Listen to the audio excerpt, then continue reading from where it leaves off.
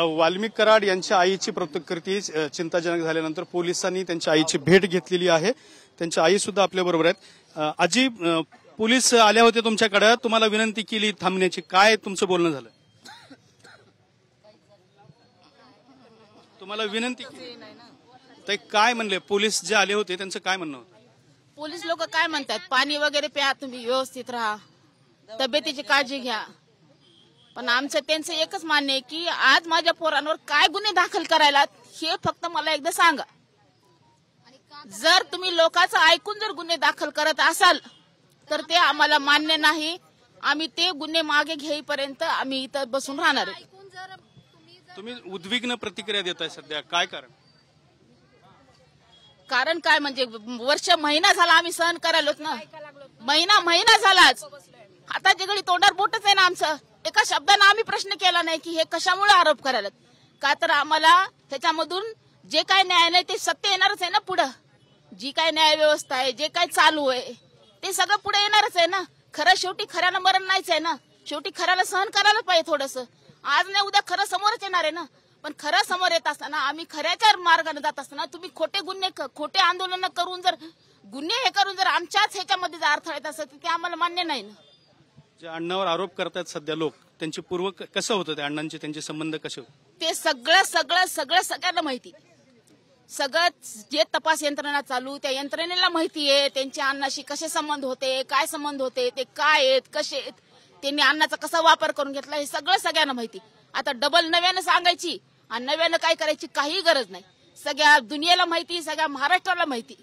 जे आरोप करत होते लोक, ते लोकांचे बी कसे संबंध होते हे सगळ्या दुनियाला माहिती। पण आता ते जे राजकारण करायलेत, कशासाठी करायलेत हे त्यांनाच माहिती। पण त्यांची जी काही प्रॉब्लेम असेल राजकारणाचा, त्या राजकारणाचा त्यांनी उपयोग हे करण्यासाठी माझ्या नवऱ्याचा बळी देऊ नये। ही जी लोक आहेत ती यायचे का अण्णाकडे पूर्वी?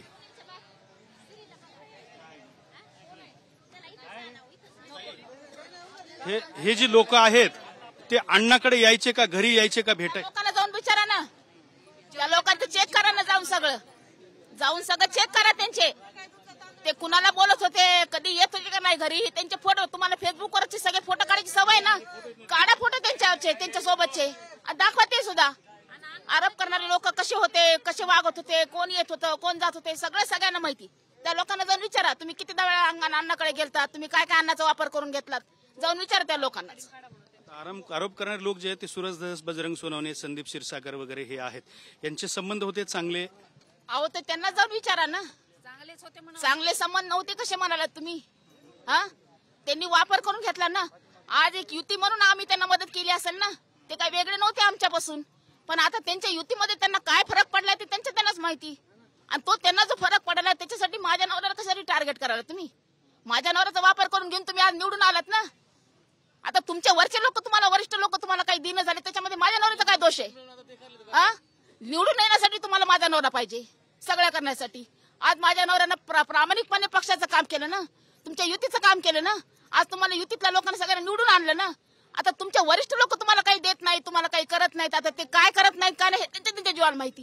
त्याच्यामध्ये माझ्या नवऱ्याचा काय संबंध आहे? माझ्या नवऱ्याचा जर बळी दिला तर तुम्हाला भेटणार का? ज्या पाहिजे त्या गोष्टी भेटणार का तुम्हाला? भेटणार असले तर बघा मग, कशासाठी माझ्या नवऱ्याचा बिना कामाचा हकनाक माझ्या नवऱ्याचा कशामुळे बळी द्यायला तुम्ही? का तुमचं काम केलं म्हणून, तुम्हाला निवडून आणलं म्हणून, तुम्हाला एखाद पदावर नेऊन ठेवलं म्हणून?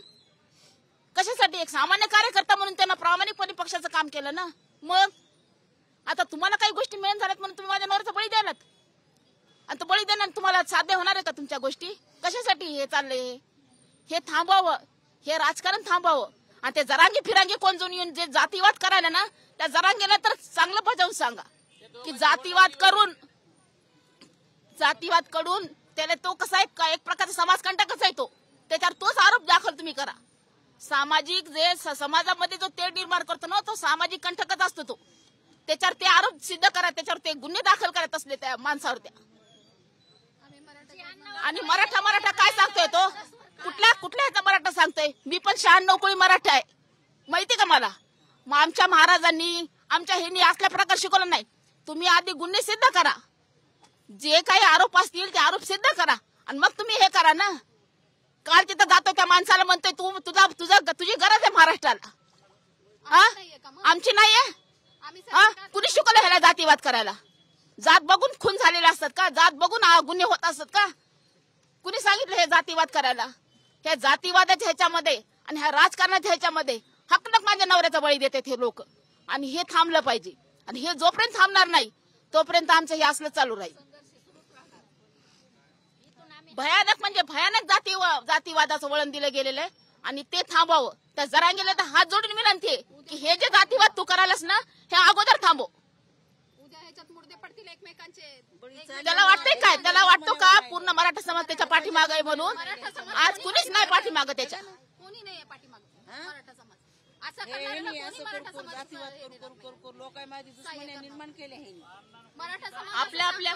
आपल्या आपल्या लोकांमध्ये आपल्या महाराष्ट्रामध्ये हे असल्या प्रकार पहिल्यांदाच बघतोय हे. आणि असला प्रकार त्या मूर्ख जरांगेला तर अजिबात करू नये, अजिबात करू नये. महिना झाला मीडिया बोंबला लागले अण्णांच्या नावानं. कशासाठी? किती सहन करायचा आम्ही मानसिक त्रास? अजूनपर्यंत आम्ही गप्प बसलो होतो, आजच बाहेर आलोय. आज पूर्ण जिल्ह्यामध्ये सुद्धा मराठा समाजाने आम्हाला साथ दिलेली, तेच त्यांना देखवणं झालंय त्याला, म्हणून नखरे करायला ते. मराठा समाज आणि ह्यांच्यामध्ये तेढ निर्माण करायचं आहे आणि ह्यांच्यामध्ये दंगली घडवून आणायचे आहेत आणि ह्यांच्या पोळ्या भाजून घ्यायच्या. दुसरं काही त्यांना करायचं नाहीये. जेवढे माणसं एकमेकांच्या विरुद्ध होतील तेवढं त्यांना बरं आहे. आणि त्यांच्यामध्ये तेढ निर्माण करून मारा, तुम्ही एकमेकांना तोडा, आणि मग नंतर आम्ही शान होणार आहे. हेच करायचंय त्यांना, दुसरं काय करायचं नाही, काय नाही. आम्ही पण मराठाच आहे. मराठा समाज असं सांगत नाही. शिवाजी महाराजांनी असं सांगितलं नाही कुणाला की असं करा तसं करा, ह्याच्यावर गुन्हे दाखल करा, त्याच्यावर शिवाजी महाराजांनी जात बघितली नाही, कधीच जात बघितली नाही शिवाजी महाराजांनी. शिवाजी महाराजांनी दोघा गुन्हेगाराला पण आणि ज्यांनी गुन्हा केला त्याचे पण दोघांचे पण मत ऐकून घेतले आणि मग त्याच्यावर शिक्षा केलेली आहे. यांनी काय करतात? नुसते कोण माणसं सांगतात म्हणून त्यांच्यावर गुन्हा दाखल करा. लोक सांगतात म्हणून गुन्हा दाखल होतो का? लोक सांगतात फाशी द्या म्हणून फाशी होते का? त्याच्यावर काय आहे काय नाही हे बघितलं पाहिजे ना, सगळं तपासलं पाहिजे ना. हे तपासल्याशिवाय तुम्ही करता कसं? गुन्हा दाखल करता कसं? न्याय व्यवस्था आहे कशाला? मग द्या सगळ्यांच्या हातात, द्या हातात सगळ्यांच्या कोयते कुऱ्हाडी, प्रत्येक जण एकमेकाला तोडू देत. हेच करायचंय का ह्यांना? हे जरांगे पाटील हे करायचंय का? मराठ्यांच्या विरुद्ध, वंजारी समाज यांच्या विरुद्ध तुम्ही तिकडून या, आम्ही इकडून येतो, सगळे मिळून मारूया. हे काय बोलणं झालंय का? हे काय भाषा आहे का? आम्ही पण मराठा आहे, आम्ही पण 96 कुळी मराठा आहे. आम्ही काय असे साधे नाहीये, 96 कुळीच मराठा आहे आम्ही पण. म्हणून मराठा समाजाला असं कधीही शिकवलेलं नाही आणि ह्या जरांगेनं तर अजिबात असं शिकवू नये आणि कुठल्याही मराठ्यांना अशा शिकवण्याला भीक घालू नये, हे आमचं म्हणणं आहे. शेवटी तुमची काय प्रतिक्रिया आहे? कशावर प्रतिक्रिया देऊ मी आता? ही सगळी प्रकृती ढासळली. मी तुम्हाला स्पष्ट सांगितलेलं आहे, जसं न्यायालयीन प्रोसिजर चालू आहे त्या न्यायालयीन प्रोसिजर मध्ये आमचं केस पुढे चालू आहे, ती चालू राहू दे. जर कालच्या आंदोलनामुळं जर माझ्या नवऱ्यावर जर गुन्हे दाखल झाले, जर त्यांच्यावर गुन्हे दाखल केले तर आमचं हे आंदोलन असंच चालू राहील. आंदोलनामुळे जर तुम्ही गुन्हे दाखल करत असाल तर आजच्या आंदोलनामुळे तुम्हाला गुन्हा मागं घ्यावाच लागेल. नाही घेतला तर आमचं आंदोलन हे चालूच राहणार. तर या होत्या वाल्मिक कराड यांच्या पत्नी यांनी अत्यंत संतप्त प्रतिक्रिया दिलेली आहे. तुमच्या राजकीय स्वार्थासाठी माझ्या नवऱ्याचा बळी घेऊ नका, अशी प्रतिक्रिया त्यांनी व्यक्त केली.